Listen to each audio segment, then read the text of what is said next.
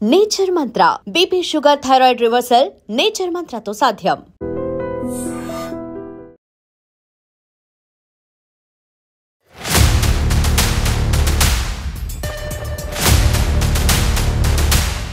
నమస్కారం, welcome to I dream. నేను మీ సంగీత.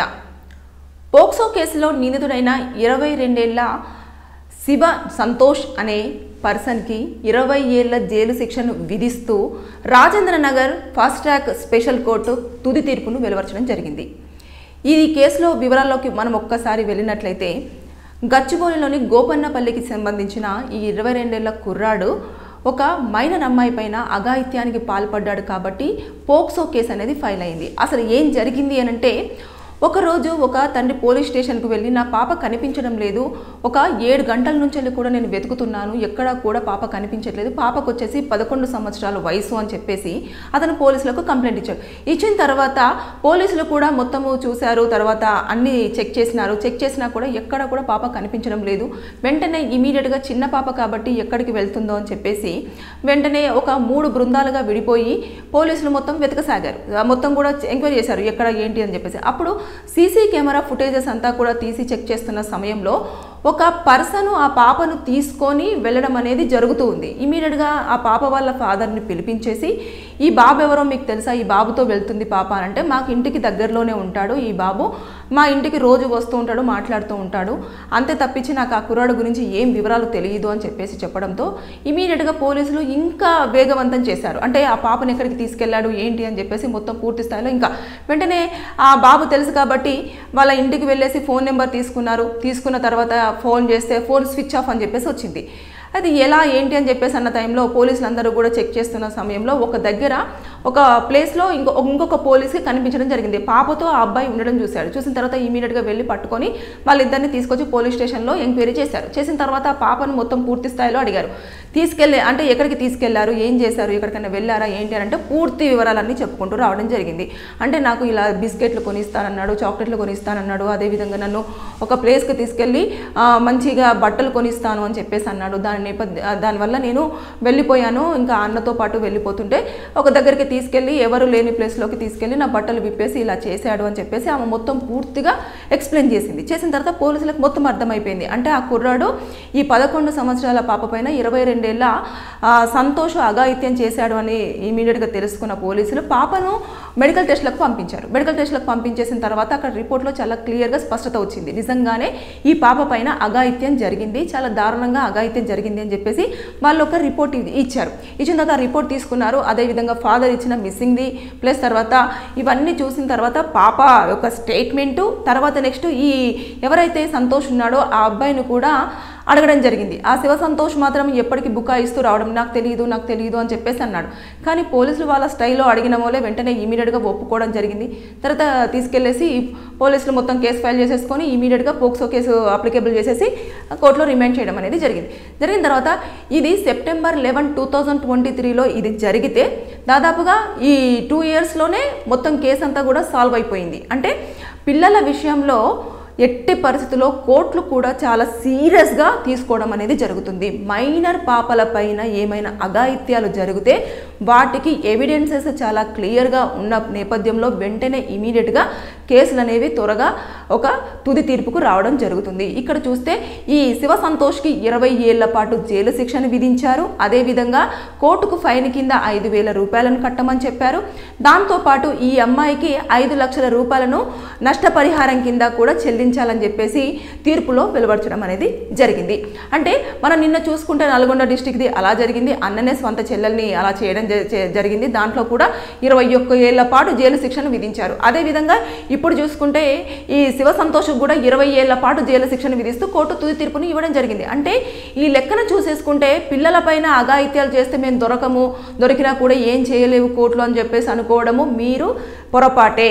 పిల్లలను కనుక ఎలాంటి పరంగానైనా అలాను బ్యాడ్ టచ్ చేసినా, అదేవిధంగా వాళ్ళపైన అఘాయిత్యాలు చేసినా, లేదంటే నమ్మించి ఎక్కడికో తీసుకెళ్ళి మీ కోరికను మీ కామవాంఛన తీర్చుకోవాలని చెప్పేసి ప్రయత్నం చేసినా సరే మీరు ఒక దాదాపుగా 20 సంవత్సరాల పాటు జైలు శిక్షను అనుభవించాల్సిన పరిస్థితిని చోటు చేసుకుంటుంది. చూసారు కదా, ఇప్పుడు ఇతనికి 22 ఏళ్ళు, 20 సంవత్సరాలు అంటే 42 ఏళ్ళ వరకు ఆ జీవితం అంతా ఏదైతే లైఫ్లో సెటిల్ అవ్వాల్సింది ఉంటుంది, కొన్ని డ్రీమ్స్ ఉంటాయి, అవన్నీ కూడా ఏమైపోయినాయి, జస్ట్ ఏదో తన వీడియోస్ చూసో లేకపోతే దేనికి ప్రలోభం అయ్యాడో కానీ దానివల్ల ఏమైంది, చివరికి పోయి జైల్లో కూర్చోవలసిన పరిస్థితి. ఇంకా కోర్టే శిక్ష విధించిన తర్వాత దాంట్లో బెయిల్స్ ఇలాంటివంటూ ఏమీ ఉండే, శిక్షకు ఇలాంటి వాటిలలో ఎలాంటి పరిస్థితి కూడా వాళ్ళని విడుదల చేసేదే ఉండదు. ఇంకా అక్కడికి వెళ్ళి చూసేస్తే మాత్రం వాళ్ళ తీరంతా కూడా మారిపోతుంది. ఇవన్నీ కూడా జరుగుతూ ఉన్నాయి. కాబట్టి పిల్లల మీద చెయ్యి వేసేటప్పుడు అది ఎవరైనా సరే, ఇంట్లో వాళ్ళు కానివ్వండి, బయట వాళ్ళు కానివ్వండి, ఎవరైనా సరే పిల్లల మీద ఒక చెయ్యి మీద పడుతున్నప్పుడు ఒక్కసారి చట్టాలు ఎలాంటి శిక్షలు వేస్తున్నాయి అనేది ఒక్కసారి మీ మైండ్లోకి తెచ్చుకోవాల్సిన బాధ్యత మీకుంది. అంతే, నిజంగా కోర్టులు ఊరికనే ఉండవు. పిల్లలు కనుక స్టేట్మెంట్ ఇచ్చారు, మైనర్ పిల్లలు కనుక స్టేట్మెంట్ ఇచ్చారు అంటే అనవసరంగా మీరు డెత్ పెనాల్టీ అయినా కూడా ఆశ్చర్యపోనవసరం లేదు. ఎందుకంటే చిన్న పిల్లలు 11 సంవత్సరాలు ఎక్కడ, 22 సంవత్సరాలు ఎక్కడ, ఆ పిల్లోడు తీసుకెళ్లేసి ఈ అమ్మాయి మీద అఘాయిత్యం చేశాడు అంటే చాక్లెట్లు బిస్కెట్లు అని చెప్పేసి కోరికలు చూపించేసి మీరు చేస్తున్న పనులు ఇవ్వా? చిన్న పిల్లలు వారు నోరు విప్పితే ఏం మాట్లాడతారో తెలియదు, పాపం నమ్ముతూ ఉంటారు. అన్నయ్య అని చెప్పేసి కేసులో ఆ పోలీసులు అడుగుతున్నప్పుడు కూడా అన్నయ్య అని అంటుందంట. అంటే ఎంత హృదయ విదారకమైన సిచ్యువేషన్ అండి అది. అన్నయ్య ఆ పదం ఎంత మంచిది అంటే, నేను నీకు రక్షణగా ఉంటాను అని చెప్పేసి అనే అన్నయ్య లాంటి పర్సను అన్నయ్యను మర్చిపోయి తన కామవాంఛ తీర్చేసుకొని ఎక్కడికో తీసుకెళ్ళి ఏం చేసేవాడో. లక్కీగా దొరికింది కాబట్టి పాప ఓకే, లేదు అనుకుంటే ఆ పని అయిపోయిన వెంటనే ఇమీడియట్గా గొంతు నిలుమో లేకపోతే ఇంకేదో బండరాయితోటో లేకపోతే ఇంకేదో చేసి చంపేస్తే పాప అనవసరంగా లైఫ్ క్విట్ అయిపోయేది. అభం శుభం తెలియని పాప తండ్రి ఇక్కడ ఆవేదన పడుతూ మొత్తం అంతా వెతకడము, పోలీసులు వెతకడము, ఇవన్నీ కూడా. సో ఎట్టి పరిస్థితుల్లో మైనర్ విషయాలలో మీరు కనుక జాగ్రత్తలు వహించకపోతే ఎవరైనా, కొంతమందికి మాత్రం నేను చెబుతున్నాను, పిల్లలే కదా నోరు విప్పరు, భయపెడితే భయపడతారు అని చెప్పేసి మీరు ఎట్టి పరిస్థితుల్లో అనుకోకూడదు. పిల్లలను చక్కగా అడిగితే జరిగింది పూస గుచ్చినట్టు చాలా క్లియర్గా ఎక్స్ప్లెయిన్ చేస్తారు. వారి దగ్గర వాళ్ళు విషయం మర్చిపోతారు లేకపోతే విషయం చెప్పరు అని చెప్పేసి అనుకోవడం మీ పొరపాటు. ఖచ్చితంగా మనమన్నా మర్చిపోతాం, దీని తర్వాత ఇదేంటి అని చెప్పేసి, కానీ వాళ్ళు అట్లా మర్చిపోరు.